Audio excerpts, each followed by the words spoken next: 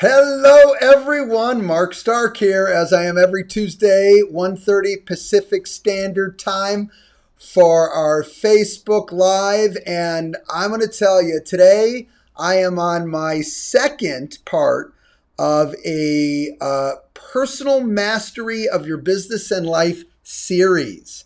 We're going to have a bunch of parts of this because I think it's in depth and it's extremely important. So, are you ready for some next level leadership? Because that's what we're going to be talking about today. I have three big points that I want to share with you today. I have to tell you, I think leadership in all of its forms is so very, very important.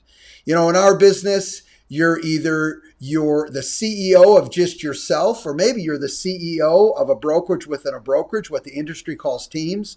Um, Either way, you're the CEO of your personal life. Whatever it is, you're a leader, like it or not. So, what we're going to cover today, I think, will help you in all aspects of your life.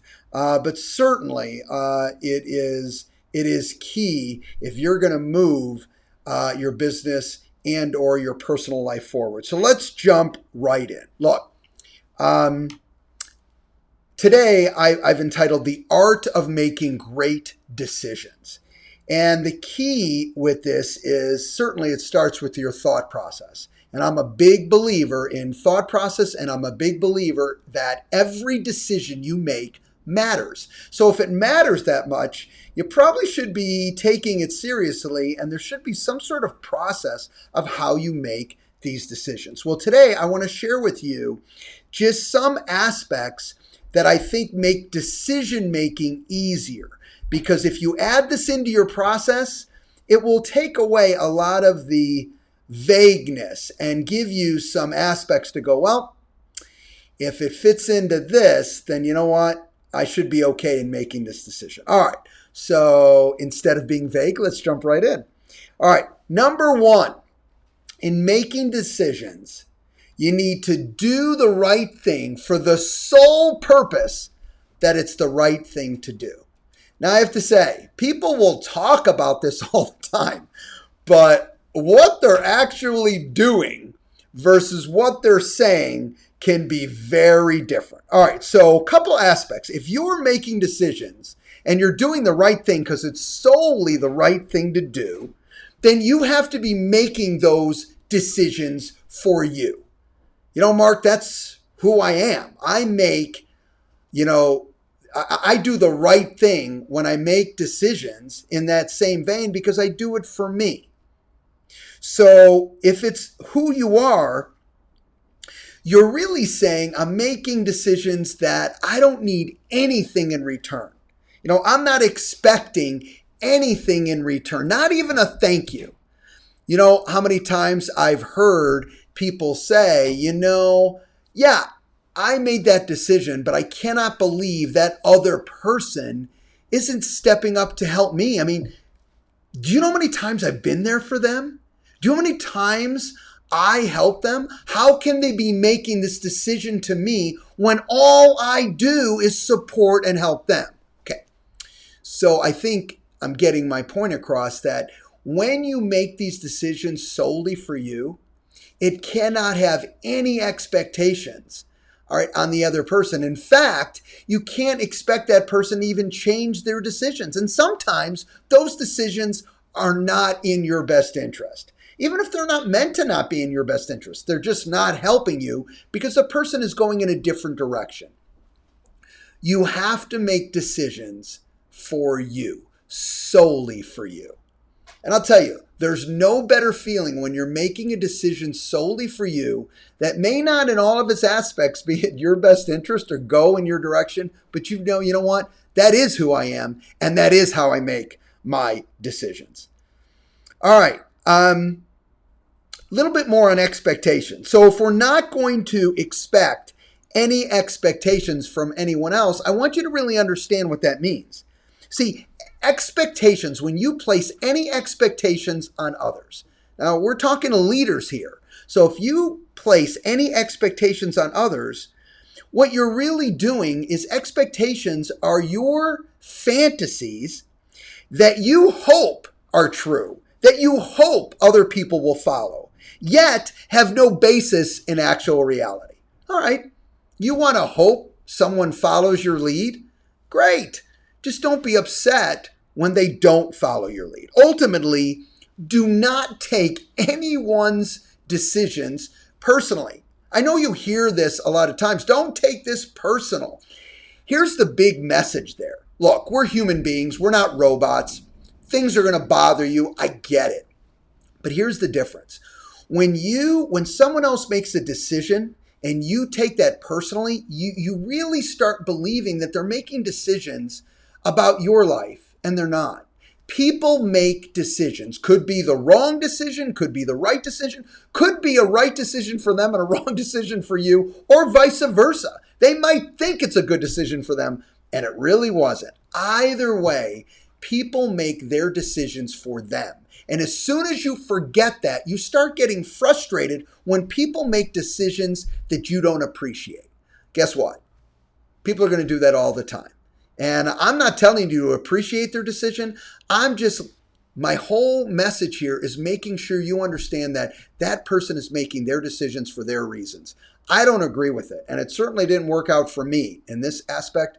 But I know the song isn't about me. I really know they're making the decisions for them. All right, so that first, do the right thing because it's the right thing to do. That's it, and you make those decisions for you. Number two, ensure, and this gets missed, ensure your decisions truly align with what you actually want to accomplish. For whatever reason, as people move down this road and they start getting caught up in their thought process, they really haven't done their homework. And they end up making decisions that ultimately are not in their best interest. And here's the kicker. They're not even decisions that support what they actually want.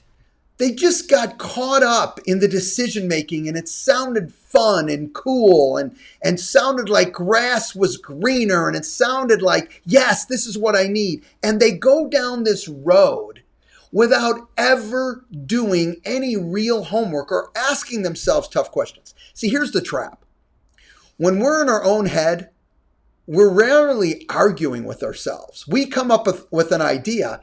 Hey, I think it's a good idea to jump off that building. I think so. Let's do it. And they end up going forward on something that may or may not be a great decision. Now, in some cases, it could be a great decision. So many decisions are the right move to make. My message here is make sure that your decisions align with what you really want. All right? You got to be consistent and you got to be clear why you're making that decision. You know what? Remember, it's not always right. It's not always a wrong decision. You just want to make sure it ties in to really what you're trying to accomplish. Don't lose sight of that, because when you ask yourself that powerful question, is this really what I want? Oh my God, such different things come into your mindset, and it really helps you make the best decision going forward. All right, number three, last but certainly not least, make sure your decisions come from strength and not from jealousy and not from anger and not from fear and not from ego and not from frustration. All right, you really want to make decisions, right, that are based from an aspect of, look, I'm clear on where I want to go. I'm coming from strength. Keep this in mind, that sometimes retreating can be the right decision. It makes sense to say, you know what, I think I'm going to move on and live to fight another day. But guess what? You have such clarity on where you want to go, and you're seeing this next decision does not support that. So guess what? I'm not going to make that decision. I'm going to think it through. Or the complete opposite. I have such clarity on where I want to go. I've done my homework. I've asked good questions. You want to know something? Taking this leap right now is exactly what I need. And it makes exact sense of truly what I'm looking for. Listen, this is not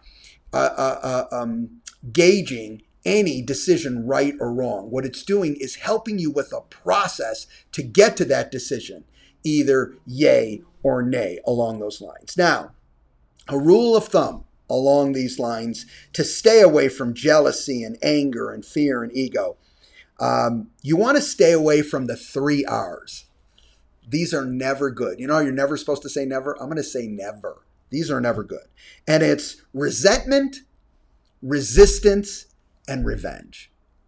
Anytime we go down this road, and please know that they're not as blatant as they sound. They could be. You might be doing resistance very easily and not even see it. You might be in revenge and you don't even realize you're in revenge. All right? You're just not being supportive. Okay? You're pulling an attitude. All right? Whatever that is, I promise you this, it's not serving you well. Remember, you don't want to be in the 3 R's for you. It has nothing to do with anyone else. All right? You don't want to be in that area because that's not who you are. We've already discussed that. See, I believe this. I believe the universe does things for you, not to you. And you really have to believe that. If you don't actually believe it, it's hard. And here's the scary part. And I have to tell you, I don't have a lot of experience with this next comment. And that is when you're really pruned on a pickle and you're always down the negative road. And I'm not talking about somebody else. I'm talking about negatives for you. You know what? I'm not, I never get a break. I never have a situation that works out for me. Or your brain always goes into fear mode of, I'm afraid of this, I'm afraid of that. You bring that opportunity on you. Remember, the universe is not prejudiced. It will give you whatever you constantly think about. And your decisions will be formed around that as well. So you want to be really careful. And it's not as easy to catch this. But it'll be easier if you're thinking, I got to ask myself, is that somewhat in resistance? Am I resenting this scenario? Is that why I'm doing this? The more you ask yourself that question, the more you release yourself from ever getting trapped into this. Because the reality of it is you've got to make the best decisions for you. All right. But you got to remember, staying out of those 3 R's is in your best interest. All right. Another rule of thumb that I find works is when you're running to something, not away from something in all of its forms. Okay. When you're going in a direction that you're excited about, that supports your goals, and not running away from an area that you feel doesn't support what you're trying to do. And I know that can be nebulous, but I have to tell you, when you're running to something, it's so much more powerful than running away from something. When we catch ourselves running away from something, what we probably haven't done most of the time is gone through the process and asked enough questions. Really find out and vet that situation to say, you know what, can I fix this scenario? And sometimes you can't. And you just need to move on. But the reality of it is make sure you've gone through the process to try and fix a scenario before you just run away. But I'll tell you, when you're running to something because it really meshes with what you're trying to create, that's a powerful, powerful aspect.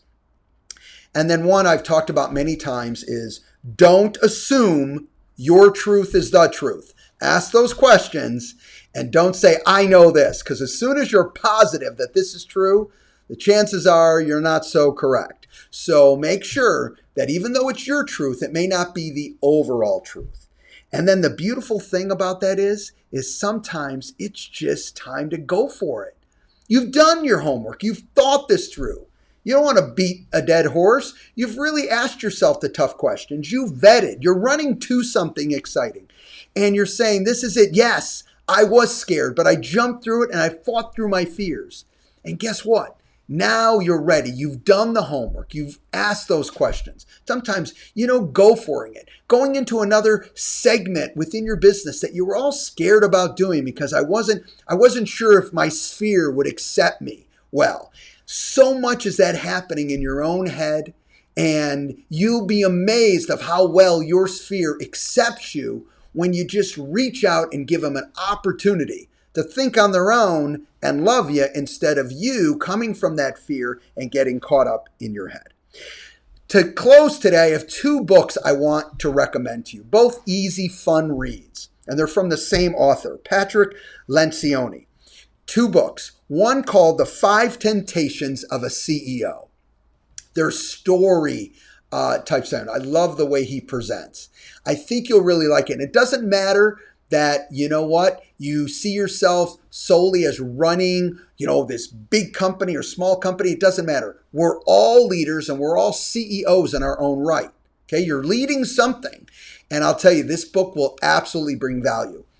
His second book, which is great, specifically if you're running a brokerage within a brokerage, within our industry, and that is The Five Dysfunctions of a Team.